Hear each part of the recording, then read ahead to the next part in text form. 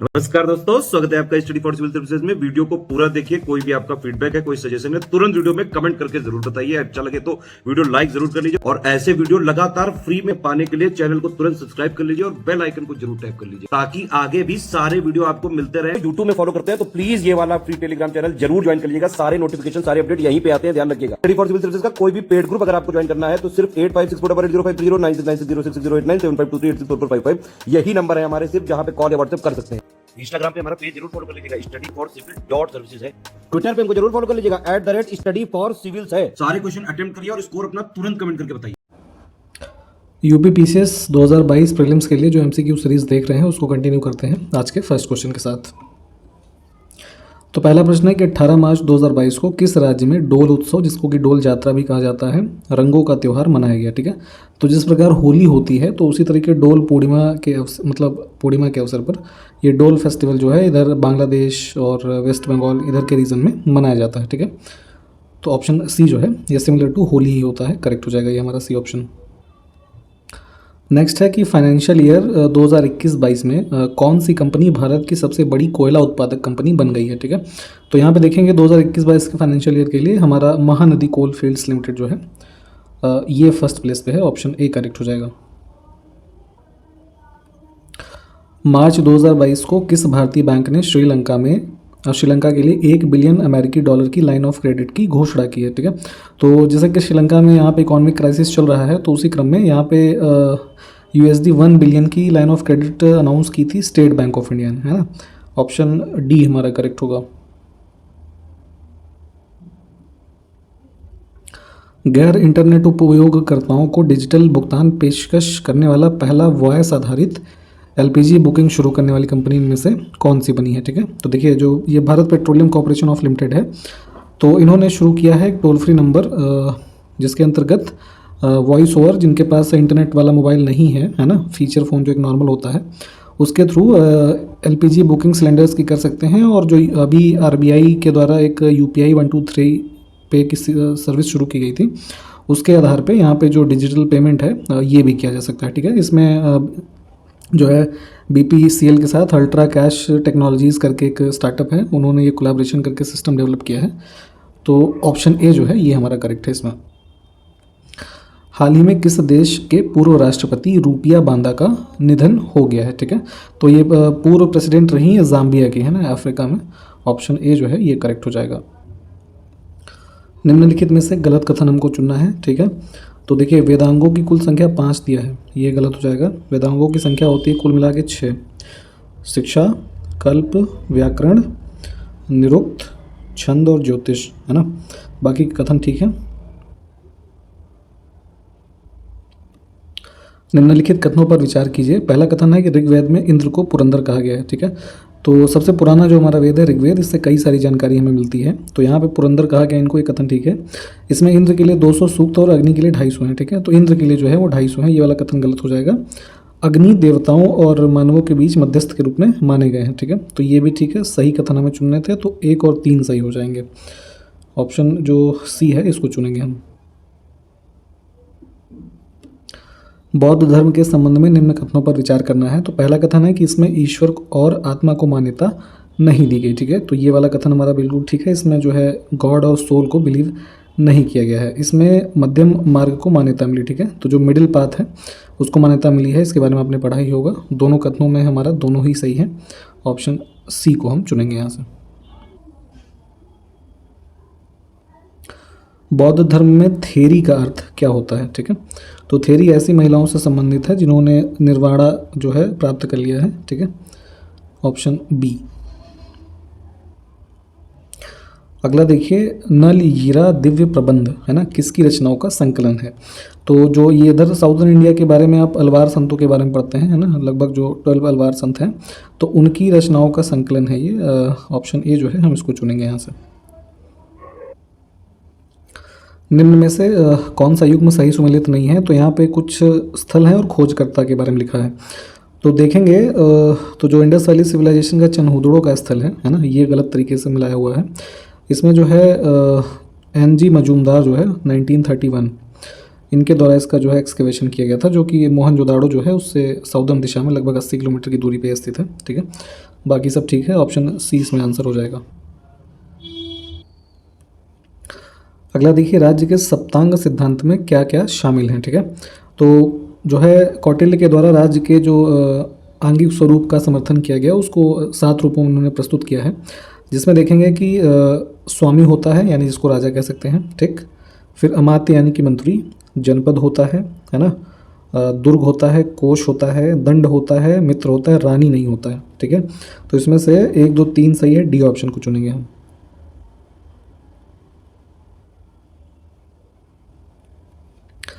निम्नलिखित में से कौन प्राथमिक प्रदूषक हैं, ठीक है। तो प्राइमरी पोल्यूटेंट्स के बारे में हम एनवायरनमेंट में पढ़ते हैं, जो इनको जैसे देखें तो इंडिया के जो एनवायरमेंटल प्रोटेक्शन एक्ट है उसके अनुसार भी अगर देखा जाए तो 6 प्राइमरी पोल्यूटेंट्स होते हैं हमारे, जिसमें आपका हो जाएगा पहले कार्बन मोनोऑक्साइड, फिर लेड होता है ना, उसके बाद nitrogen oxide, ground level ozone होता है, ठीक है, ये ध्यान दीजिएगा। और उसके साथ साथ पार्टिकुलेट मैटर है ना, और सल्फर डाइऑक्साइड, ठीक।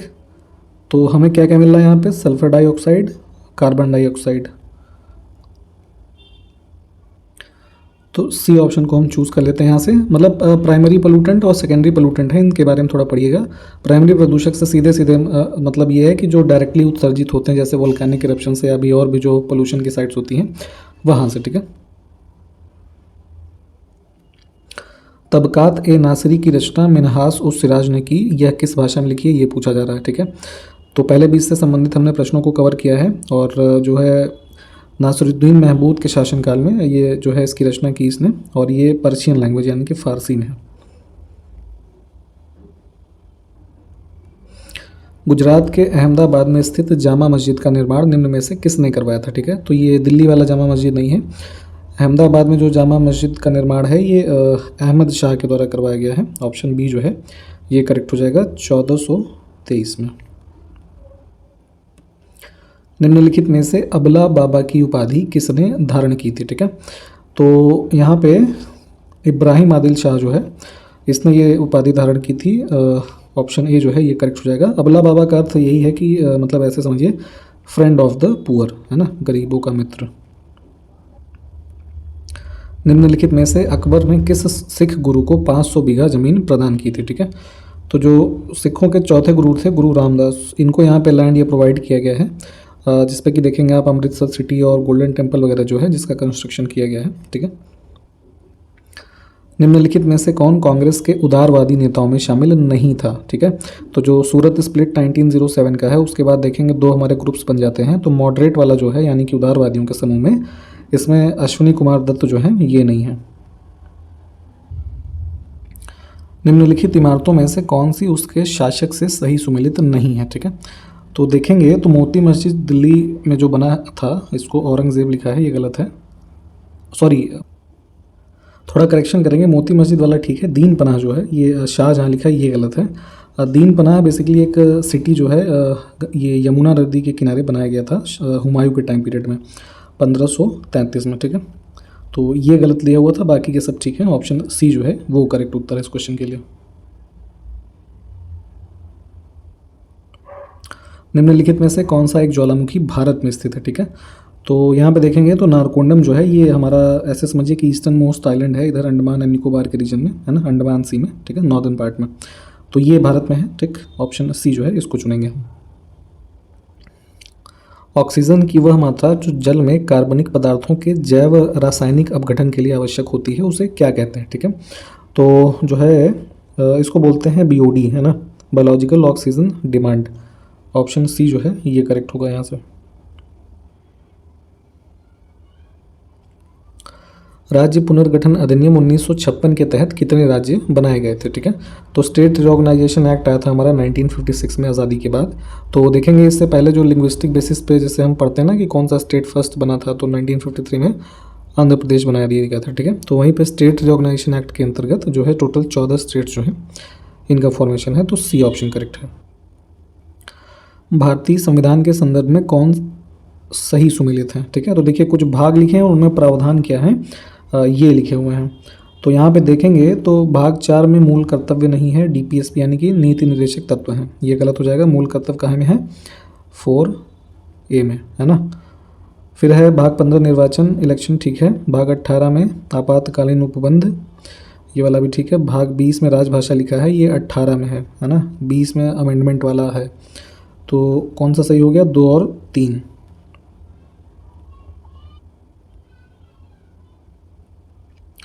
भारत के राष्ट्रपति के रूप में निर्वाचित होने के लिए आवश्यक अर्हता इनमें से कौन सी नहीं है, ठीक है। तो पोस्ट ऑफ जो प्रेसिडेंट है उसके लिए कुछ क्वालिफिकेशंस हैं अगर आपको प्रेसिडेंट के इलेक्शन में कॉन्टेस्ट करना है, ठीक है। तो यहाँ पे देखिए राज्यसभा का सदस्य निर्वाचित होने के लिए अर्हित नहीं हो बल्कि लोकसभा के लिए होना चाहिए, ठीक है। बाकी के सब ठीक है। ऑप्शन सी जो है हम इसको चुनेंगे।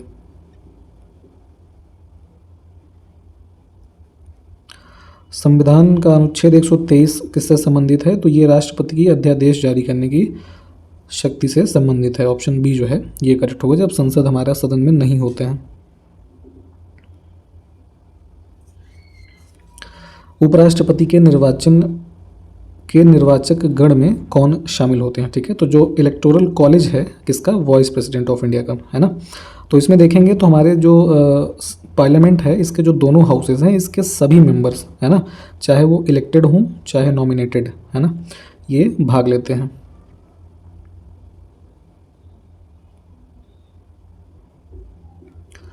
उत्तर प्रदेश के मुख्यमंत्री योगी आदित्यनाथ के जीवन पर आधारित पुस्तक कर्मयोगी के लेखक कौन है, ठीक है। तो ये हैं रामेंद्र सिन्हा।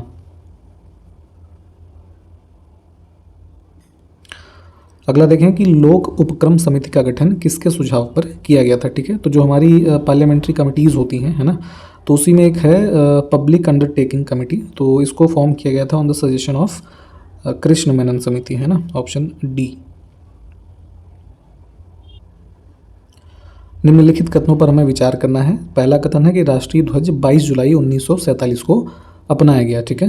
तो जो हम आज के डेट में ट्राई कलर देखते हैं अपना, इसकी डेट ये ध्यान दीजिएगा, काफ़ी इंपॉर्टेंट है, तो ये बिल्कुल ठीक है।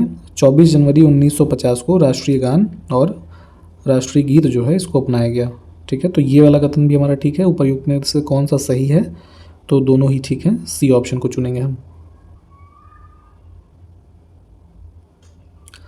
निम्नलिखित में से कौन सा स्थल मंडल को परिभाषित करता है, ठीक है। तो यहाँ पे देखेंगे पृथ्वी के संदर्भ में, तो लिथोस्फीयर की अगर हम बात करें तो जैसे हमारे भाग हैं, क्रस्ट है, ठीक है, फिर मेंटल है, फिर कोर है, ठीक। तो जो क्रस्ट का पार्ट है और मेंटल का जो अपर मेंटल पार्ट है ये मिल करके हमारा लिथोस्फीयर बनाते हैं, ठीक है। तो ऑप्शन जो डी है ये करेक्ट होगा। अगला है कि टिलाइट क्या होता है, ठीक। तो ये बेसिकली एक तरीके की हमारी सेडिमेंट्री यानी कि अवसादी चट्टानें हैं जो हिमालय निक्षेपण यानी कि जो हमारा ग्लेशियल डिपॉजिट्स हैं, है ना, इनके द्वारा बनती हैं। तो ऑप्शन बी को चुनेंगे हम।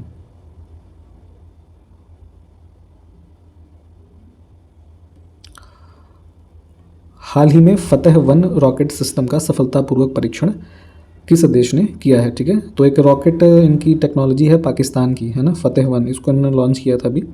तो ऑप्शन सी जो है ये करेक्ट होगा। एयर इंडिया की महिला पायलटों की टीम ने कितने किलोमीटर लगातार उड़ान भर के इतिहास रचा है, ठीक है। तो ये न्यूज़ तो थोड़ी वैसे पुरानी है। इसमें हुआ क्या था कि एक जो है 16,000 किलोमीटर के आसपास की डिस्टेंस का एक जो है फ़्लाइट है एयर इंडिया का, जिसमें कि 4 फीमेल पायलट्स थी। तो इन्होंने कंटिन्यूअस फ्लाइंग करके जो है यहाँ सैन फ्रांसिस्को जो है यहाँ से बेंगलुरु के कैंपागोड़ा इंटरनेशनल एयरपोर्ट पे लैंड किया था, ठीक है। तो उसी से संदर्भित है ये। ऑप्शन सी जो है ये करेक्ट होगा। हाल ही में द क्रॉनिकल ऑफ फिलांथ्रोपी के द्वारा जारी सबसे बड़े दान की वार्षिक सूची में प्रथम स्थान पर कौन है, ठीक है। तो जो है एक लिस्ट है क्रॉनिकल ऑफ फिलांथ्रोपी, तो इसके अंतर्गत देखेंगे तो जो है लार्जेस्ट डोनेशन करने वाले सबसे जो ज़्यादा इन्होंने किया है ये जेफ बेजोस, है ना, जो अमेज़ॉन से संबंधित हैं, इन्होंने किया है। ऑप्शन सी करेक्ट हो जाएगा। हाल ही में प्रकाशित पुस्तक पूर्व भारतीय क्रिकेट कप्तान जो कि GR विश्वनाथ जी रहे, इनका पूरा नाम था गुंडप्पा रंगनाथ विश्वनाथ, ठीक है। तो इनकी आत्मकथा है रिस्ट एश्योर्ड एंड ऑटोबायोग्राफी, ठीक है।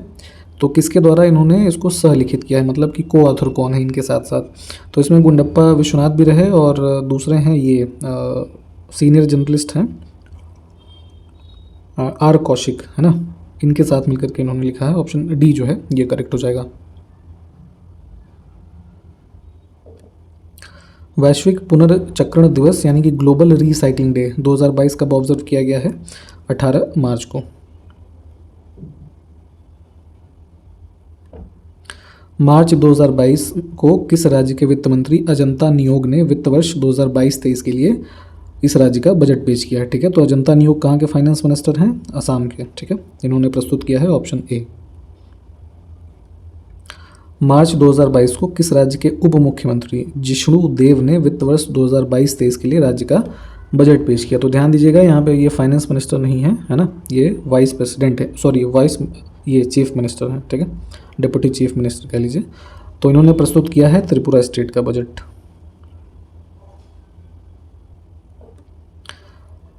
किस केंद्रीय मंत्री ने नई दिल्ली में भारत की आर्कटिक नीति का विमोचन किया है? ठीक है, तो यहाँ पे देखेंगे आर्कटिक पॉलिसी एक लाई गई है भारत सरकार के द्वारा। तो यहाँ पे जो ये साइंस एंड टेक्नोलॉजी मिनिस्टर हैं जितेंद्र सिंह, है ना, इनके द्वारा जो है इसको रिलीज़ किया गया है न्यू दिल्ली में।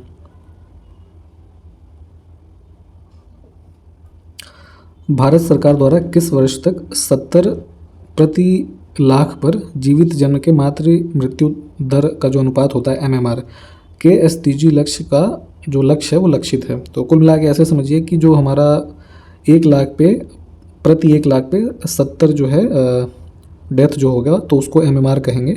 तो इसका जो टारगेट है गवर्नमेंट ऑफ इंडिया ने इसको रखा है 2030 तक के लिए, है ना। यहाँ तक जो हमारा सस्टेनेबल डेवलपमेंट गोल के अंतर्गत ये टारगेट है, इसको अचीव करने की जो है ये पूरी प्रयास चल रही है। तो ऑप्शन सी को हम चुनेंगे। ठीक है,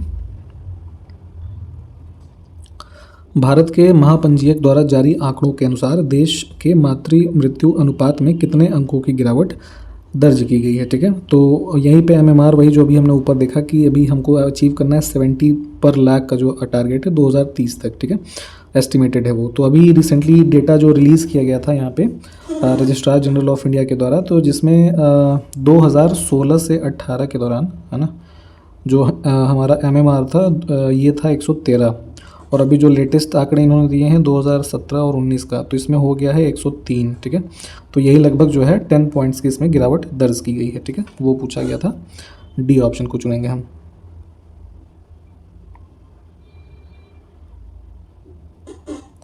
हाल ही में पर्यावरण और जलवायु परिवर्तन मंत्रालय द्वारा देश की कितनी प्रमुख नदियों के कायाकल्प के लिए परियोजना की घोषणा की गई है? ठीक है, तो यहाँ पे जो है इन नदियों के रिजुविनेशन का प्रोजेक्ट एक घोषित किया गया है। इसमें जो है 13 नदियाँ हैं। फटाफट से कमेंट करके बताइए 13 नदियों के नाम। ठीक है, आप लोग कमेंट करते हैं नहीं। हाल ही में भूमि रिकॉर्ड ऐप दिशांक किस राज्य के राजस्व विभाग द्वारा जारी किया गया है? ठीक है, तो जैसे उत्तर प्रदेश में आप रहते हैं तो यहाँ आपने देखा होगा कि रेवेन्यू रिकॉर्ड से संबंधित एक जो है भूलेख करके पोर्टल जो है अवेलेबल है ना। तो इसी क्रम में यहाँ पे कुछ जो है रेवेन्यू डिपार्टमेंट के द्वारा इनके लैंड रिकॉर्ड्स के दिशांक ऐप जो है शुरू किया गया है कर्नाटक में। अगला है आई लव स्पैरो थीम के साथ 2022 का विश्व गौरैया दिवस किस दिन मनाया गया है? ठीक है, थीम देख लीजिए, आई लव स्पैरो, और वर्ल्ड स्पैरो डे मनाते हैं 20 मार्च को। ठीक है,